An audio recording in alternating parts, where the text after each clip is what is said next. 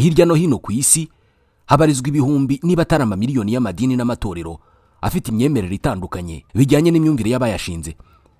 Muri ayo madini yose hari rimaze imyaka 50 gusa ribayeho, idini rya Satani.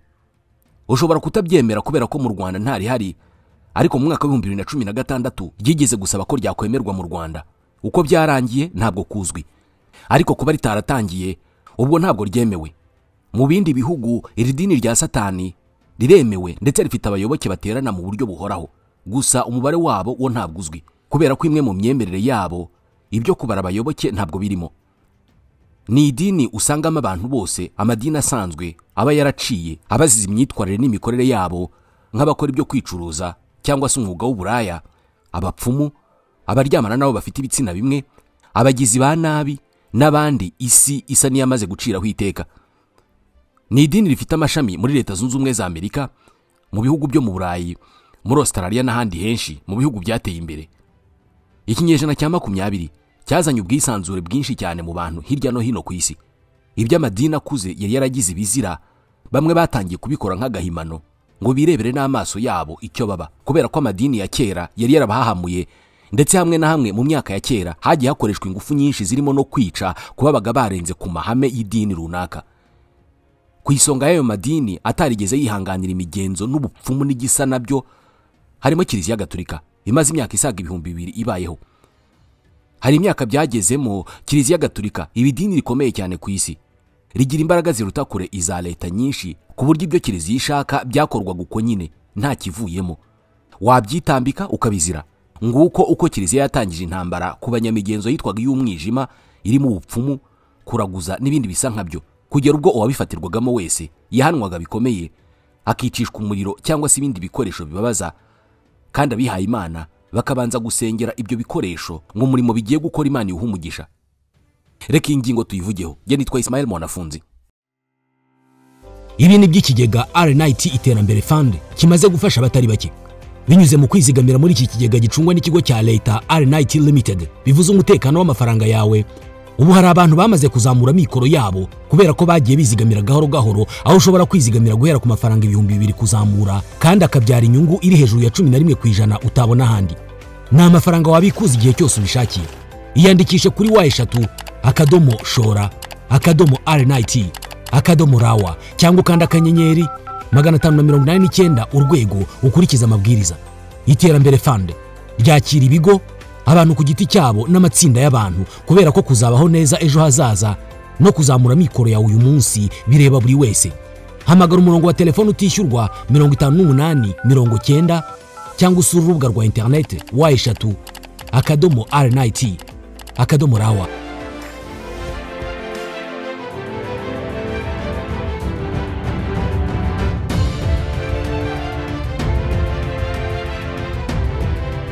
Mu gihe cy'imyaka isaga 500 uvuye mu bihe bya kera bizwi nka Moyen Age, bibarwa uhereye mu kinyejana cya 5 kugera mu cya 15 ndetse na nyuma yaho gato, Kiliziya iyegereje cyane abari abategetsi bakomeye hirya no hino ku isi. Bubaka uburyo bwo guhana bihanukiriye icyo bitaga icyaha, by'umwihariko icyaha cyashoboraga kugomesha rubanda ikitandukanya n'imigenzereze ya Kiliziya. Ibyo ni nabyo byakorerwaga bashaka kwigomeka kuri Kiliziya ngo bazane indi myemerere itandukanye n'iyayo. Igitabo cyitwa Dark History of the Popes kigaragaza ko nibura hari igihe hakozwe ibyaha ndengakamere mu mateka y'isi, kandi bigakorwa mu izina ry'idini, kandi bigahabwa umugisha n'abapapa ba Kiliziya Gatolika. Ni muri iki gihe cyamaze imyaka 500. Ni intambara Kiliziya Gatolika yarwanye igaramye, ivuga ko ari ingenzi kuyirwana kubera ko bigamije kurinda roho z'umukumbi w'Imana yaragijwe. Abami n'abandi bategetsi bakomeye i Burayi bifatanyije na Kiliziya atari uko babishaka, ahubwo bishakira ko leta zabo zikomera, kubera ko iyo witandukanyaga na Kiliziya Gatolika wabaga wiyemeje kubaga ukifasha. Ni intambara Kiliziya yinjiyemo idafite impuhwe na nkeya, ko wabaga yaketsweho imyemerere n'imigenzo itandukanye n'imigenzo ya Kiliziya. Niho hazamo bwa bupfumu no kuraguza twavuze mu kanya, kubera ko byahanishwaga ibikorwa wavuga ko ari ubugome bwinshi. Kiliziya na Papa bateguraga amategeko n'inyigisho zerekana ko abakora ibyo ngibyo ari abanyabyaha, bakabihuza n'ibyanditswe bitagatifu. Ubundi leta zigatanga abasirikare n'abamaneko bo guhiga abanyabyaha, utibagiwe gereza n'abagabo b'inkorokoro bo kubamba cyangwa se kwicana ubugome abahamijwe ibyo byaha. Muri iki gihe cya Moyen Age, Kiliziya Gatolika yari isumbirijwe n'abantu bari batangiye kwadukana inyigisho nshya, bakavuga ko bemera Yezu Kristo nk'umwami n'umukiza, ariko bakabikora mu bundi buryo buhabanye n'ubwo kiliziya ibikoramo. Muri make, kiliziya yari yatangiye kubona bakeba, kandi kubera kumara igihe kinini ikorana na za leta nyinshi zirimo n'izarenganyaga abantu, utibagiwe n'amabi yakorerwaga i Roma ku cyicaro cya kiliziya, hari benshi bari baratangiye kuyitakariza icyizere, ku buryo kumva ko habonetse abayigomekaho byari byoroshye cyane. Ibyo byajyanaga n'uko imigenzo gakondo yo kwizera ubupfumu, amarozi n'ibijyanye nabyo byose byari bikomeje kwiyongera, kandi nabyo bigakorwa nk'idini, kubera ko ababijyagamo batozwaga kugira imyemerere runaka ihabanye n'iya kiliziya. Rimwe mu matsinda y'abantu bari babangamiye kiliziya gatolika n'abitwaga Katare. Ni itsinda ryabayeho cyane cyane mu myaka y'100 n'200 nyuma ya Yezu, bakaba bari biganje mu gace kitwa Languedoc, ni mu majyepfo y'Ubufaransa ndetse no mu majyaruguru y'Ubutaliyani na Espagne. Aba bari badukanye imyemerere ivuga ko isi n'ibikorerwamo byose ari ibya shitani. Muri make, babonaga imimerere y'isi y'icyo gihe nk'igendera ku butegetsi bwa shitani, cyane cyane bashingiye ku kuba abantu bari bashishikajwe n'imitungo kurusha kwitagatifuza cyangwa se kwiyeza. Aba bakatare bafataga kiliziya gatolika nk'idini ryanduye, haba mu bikorwa no muri roho, ndetse bakagenda babyigisha abaturage, banagaragaza ingero zerekanaga ko kiliziya y'icyo gihe idakwiriye kwizerwa. Ibi byarakaje cyane ubutegetsi bwa Roma, bifatwa nk'intambara ibashojweho, kandi bagombaga kuyirwana bivuye inyuma. Papa ntabwo yashoboraga kubyihanganira. Ibyo kuganira n'abakatare ntabwo byari birimo. Imyemerere y'abo bantu n'inyigisho zabo byagombaga guhanwa, kimwe n'abakwirakwizaga ubupfumu ndetse n'uburozi muri rubanda. Iki cyorezo abapapa bagifashe nk'indwara yandura, indwara bavuga ko uramutse utayikumiriye yava hamwe ijya ahandi, bikarangira igihugu cyose cyangwa se umugabane wose wanduye. Abakatare bashyizwe mu gatebo k'abahakanyi, intumwa za Sekibi zigambiriye gusenya isi na kiliziya. Mu mwaka wa 1231 kiliziya yashyizeho urukiko rwihariye rwo guca imanza z'ubuhakanyi, by'umwihariko bahereye ku bakatare. Uru rukiko rwari rukomeye cyane, rufite abagenzacyaha, rukagira abashinjacyaha, abacamanza n'abamaneko babihuguriwe, ndetse banahabwa ububasha bwo gutangira kubikora hirya no hino. Mu gihe cy'iperereza hakoreshwaga ubugome bukabije nk'uko igitabo Dark History of the Popes kibigaragaza. Muri ubwo bugome harimo nk'ibyuma n'ibikoresho byifashishwaga mu kubabaza umubiri, birimo n'ibyavanagamo inzara z'amano cyangwa se intoki, kugera ubazwa yemeye ibyo ashinjwa. Ubusanzwe mu butabera tumenyereye, kwemera icyaha kare bituma ugabanyirizwa ibihano, ariko muri izi manza z'abahakanyi ntago ariko byari bimeze. Baragutotezaga, bakagukorera ibikorwa mbabaza mubiri ngo wemere icyaha, wanamara kubyemera igihano kikaba kunyongwa.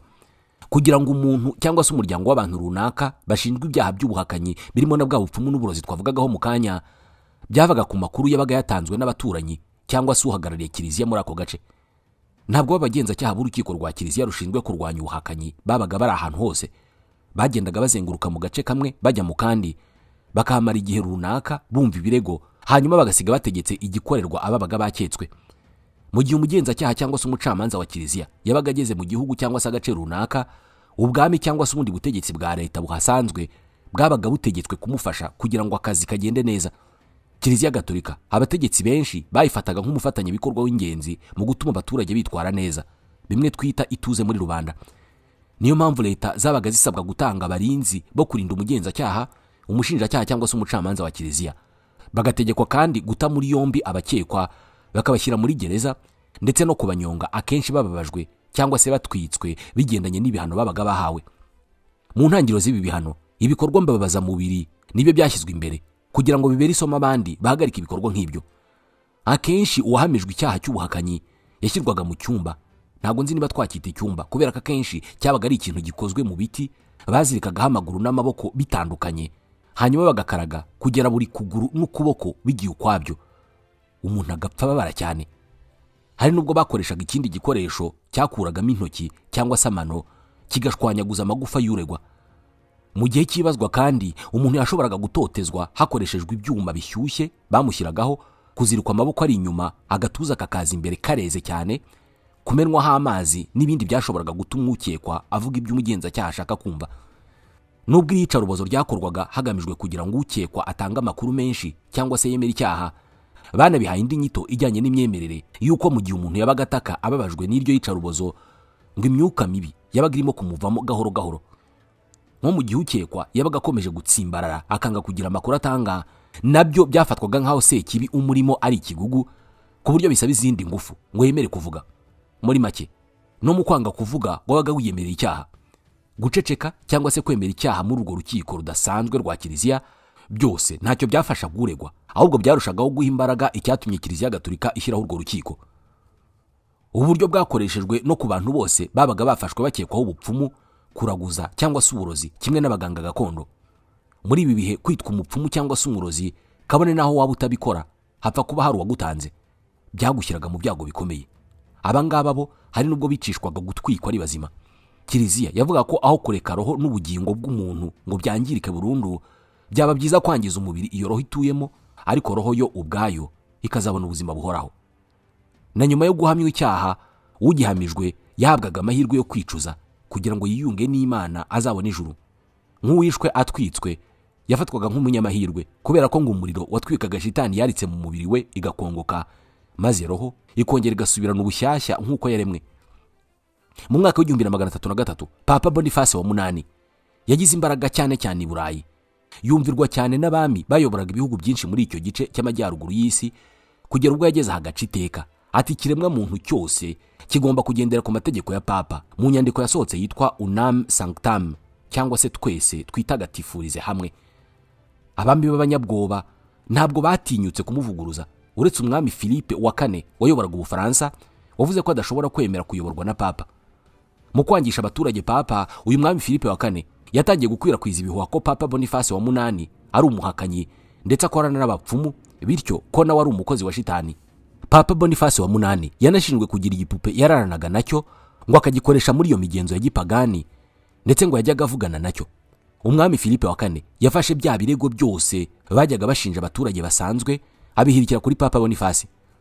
Ibi byerekana uburyo muri iki gihe gushinjwa gukorera Sekibi byari byarabaye intwaro ya politike mu Burayi, ndetse byarabaye nk'uburyo bwo kwikiza uwo ari we wese mutumva ibintu kimwe. Ikibabaje ariko nuko bitasabaga iperereza ryimbitse ngo icyo cyaha uwo gihamye ahanishwa ubugome. Muri make, hari ibihumbi by'abaturage b'inzirakarengane bazize iyo nkubiri. Muri icyo gihe umwami Philippe wa 4 yakomeje kwibasira Kiliziya Gatolika, atangira kugenda kubitwaga abatampliye. Aba bari indwanyi za Kiliziya Gatolika, akaba ari umutwe washinzwe mu kinyejana cya 12 ufite inshingano zo kurinda abantu bagiye mu ngendo nyobokamana ahari ubutaka butagatifu. Abangaba umwami Philippe wa 4 yatangiye kubata muri yombi mu Bufaransa, abashinja gusenga ibishushanyo no gucira ku musaraba wa Yezu, ndetse no gukoresha iyicarubozo mu gihe habaga hari abaturage bafashwe bashinjwa ibyaha runaka. Uyu mwami Philippe wa 4 yageze kure, abatampliye bahamijwe ibyaha bagahabwa ibihano bikomeye cyane, birimo gutwikirwa mu ruhame i Paris. Ibi ngibi nabyo umwami ntabwo yabikoraga kubera ko ari ukuri.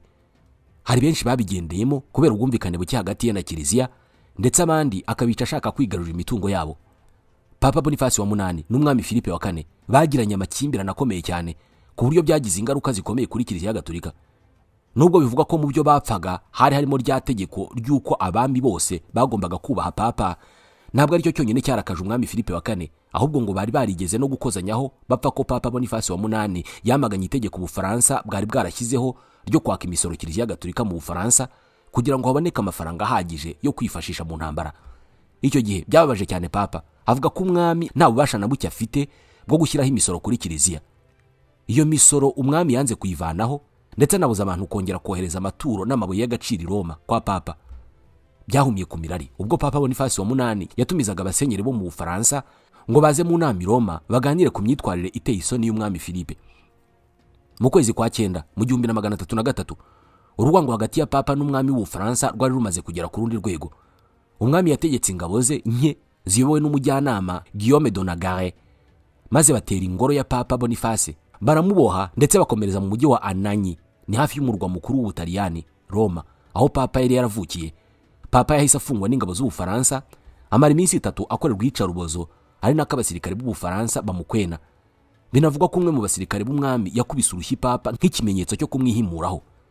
Bamwe mu bari bashyigikiye Papa baje kumenya ko yafashwe n'Abafaransa, bishyira hamwe bajya kumubohoza, kubw'amahirwe baranabishobora, bamugarurira Roma.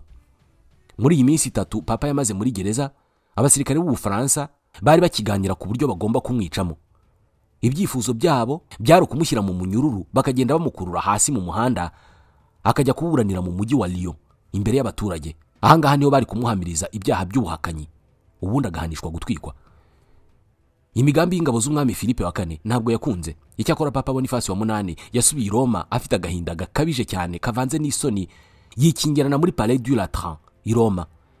Mu gihe yateguraga kwihimura ku mwami w'Ubufaransa ku itariki ya 11 y'ukwezi kwa 10 mu 1303, ni ukuvuga nyuma y'ukwezi afashwe n'Abafaransa, Papa Boniface wa munani yaje gupfa mu buryo butunguranye. Bivugwa ko Papa Boniface wa munani ashobora kuba yarapfuye urw'ikirago, abandi bakavuga ko yaba yararozwe cyangwa se yaragubanuye ijosi, cyangwa se akaba yarishwe n'inkoni yakubiswe n'abasirikare b'Abafaransa ubwo bamufungaga. Byahaye amahirwe umwami Philippe wa kane noneho yo kugira ijambo mu itorwa rya papa mushya, nubwo nabwo bitamuhiriye kubera ko hatowe Benedicto wa 11 nawe wavukaga mu Butaliyani. Uyu yagerageje kunga kiliziya n'umwami w'Ubufaransa, harimo no gufungurira umwami amasakaramentu, ariko biranga bibi by'ubusa kubera ko umwami Philippe wa kane yashaka ko Papa Benedicto wa 11 aciraho iteka Papa Boniface wa munani yasimbuye. Mu buryo butunguranye Papa Benoit 11 nawe yaje gupfa amaze umwaka umwe. Biba umwanya noneho usesuye ngo umwami Philippe wa kane yivange mu matora yo gutora papa mushya. Umwami Philippe wa kane yakoresheje amafaranga n'imbaraga za diplomasi kugira ngo hatorwe papa yifuza utazongera kumugora nk'uko Boniface na Benedicto bari baramugoye. Yashishikarije abakardinali b'Abafaransa bari bagiye gutora papa gukoresha ubwinshi bwabo bakanga umukandida wese uzatangwa aturuka mu Butaliyani. Byarangiye hatowe Umufaransa Bertrand de Gaulle. Uyu nguyu yari arkepiskopi w'umujyi wa Bordeaux. Yahawe izina rya Papa Clement wa gatanu. Igitabo Dark History of Popes kivuga ko mbere yo gutorwa umwami Philippe wa kane yari yabanje kugirana inama y'ibanga na Bertrand de Gaulle, bemeranya uko bazakorana naramuka abaye papa. Mu byo ngo umwami yasabye harimo gutesha agaciro ibirego byose Kiliziya Gatolika yamureze n'ibihano yaramufatiye we n'abambari be, harimo gufungura ibirego bishya kuri Papa Boniface wa munani, akanaburanishwa kabone n'ubwo yari yarapfuye, ndetse no kwemerera umwami kujya agira ijambo rikomeye mu itorwa ry'abandi ba papa bazakurikiraho. Ibyo Bertrand de Gaulle amaze kubyemera, umwami yamusezeranije ko azakora ibishoboka byose agatorwa, kandi koko niko byagenze. Mu myaka yakurikiyeho ibyo papa mushya yasezeranye byarabaye kubera ko Ubufaransa bwagiye bugira ijambo rikomeye cyane mu itorwa rya papa. Amateka n'ibihano ku Bufaransa Papa Boniface wa munani yari yarafashe byose Papa Clement yabitesheje agaciro. Abasirikare bagize uruhare mu ishimutwa rya Papa Boniface cyagiye bamumaranaga iminsi 3 bakomorewe amasakaramentu ndetse na zimwe mu nzego za Kiliziya zikomeye zimurirwa mu Bufaransa. Mu mwaka wa 1309 icyicaro cya papa kimuriwe mu mujyi wa Avignon mu majyepfo ashyira uburasirazuba bw'Ubufaransa, ari naho abapapa bose baje nyuma babaye kugera mu mwaka wa 1377.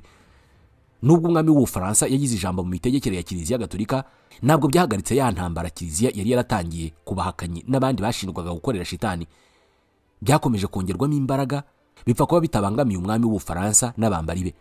Mu ntangiriro abapapa ntabwo bafataga ubupfumu n'uburozi nk'ikintu gikomeye bakwiriye guha umwanya, ariko mu kinyejana cya 13 n'icya 15 bavuga ko abapfumu ubwabo ibyo bakora bimeze nk'idini rya Sekibi, kandi ko bajya bahura rwihishwa bakagira imigenzo mibi bakora igamije kwangiza imyaka, guteza ibiza nk'imyuzure ndetse bakica abana.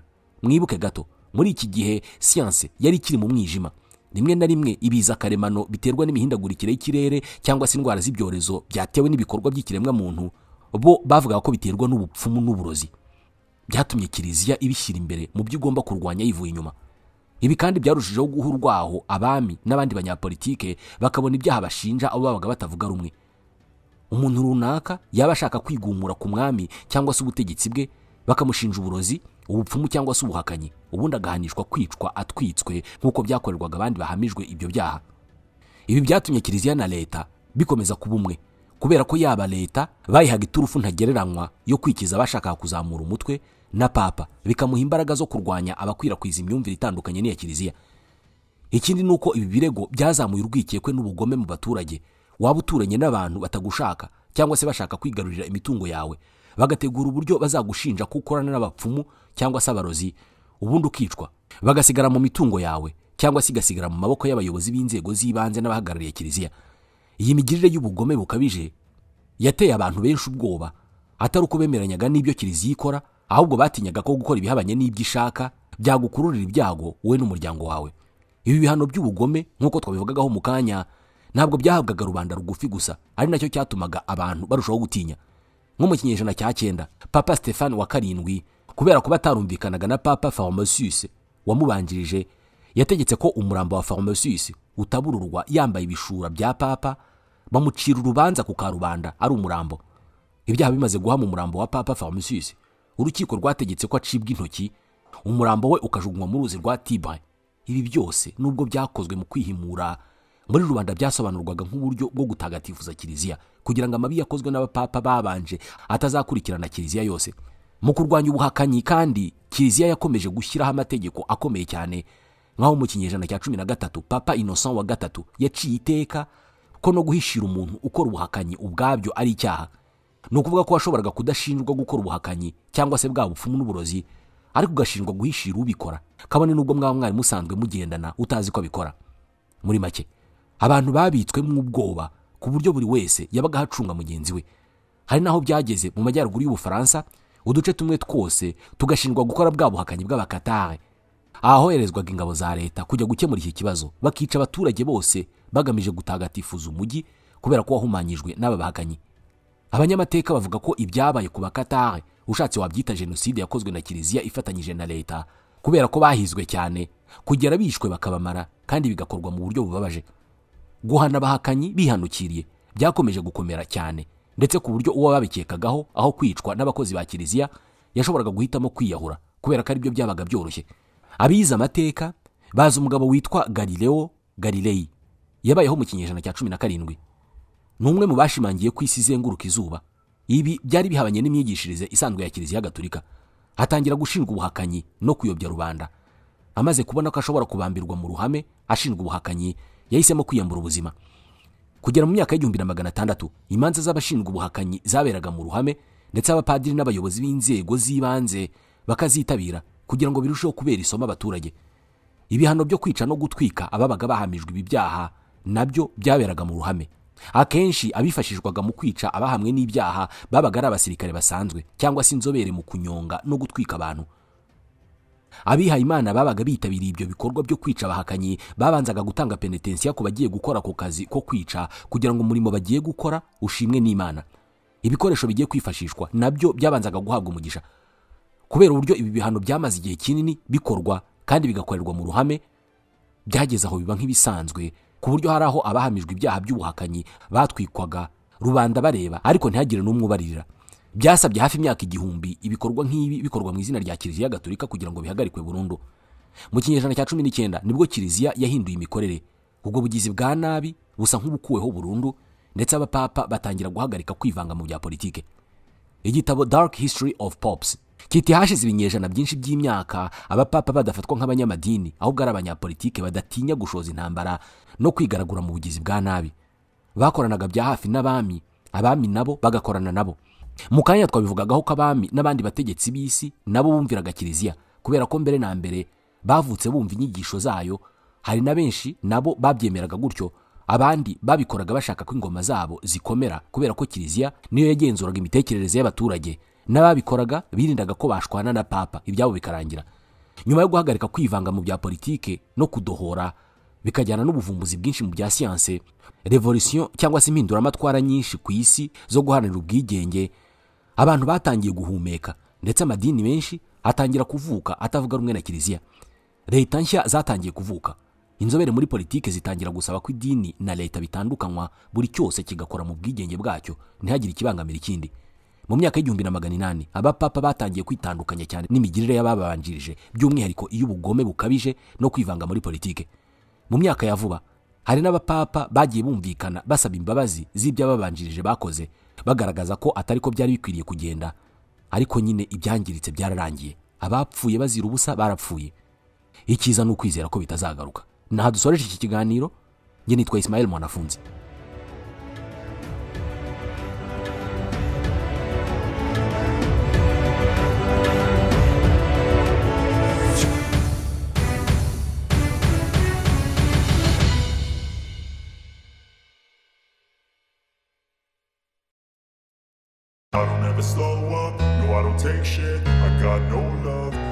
Sinzi niba waruzi iyi nkuru, ariko mudasobwa ya mbere yabayeho yitwaga Electronic Numerical Integrator in Computer, yakozwe mu 1942.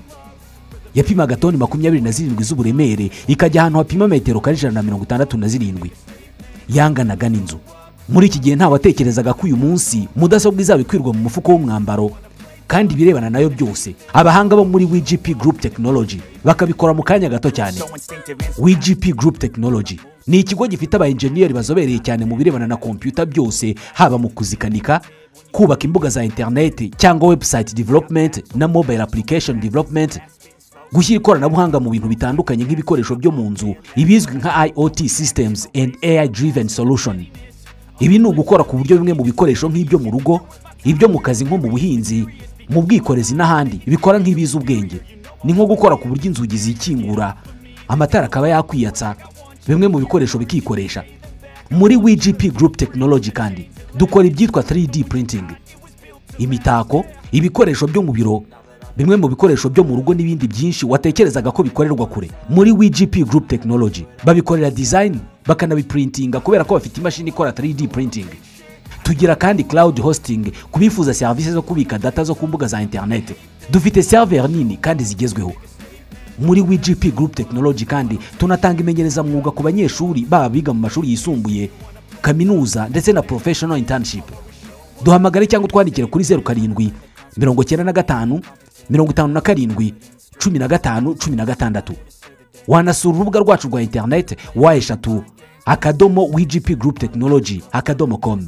Ushobora no gusura imbuga nkoranyambaga zacu Facebook na Instagram, hose ni WGP Group Technology. Ntabwo ubuzima bwacu bwigeze bworoha nk'uyu munsi igihe WGP Group Technology yari itaraza.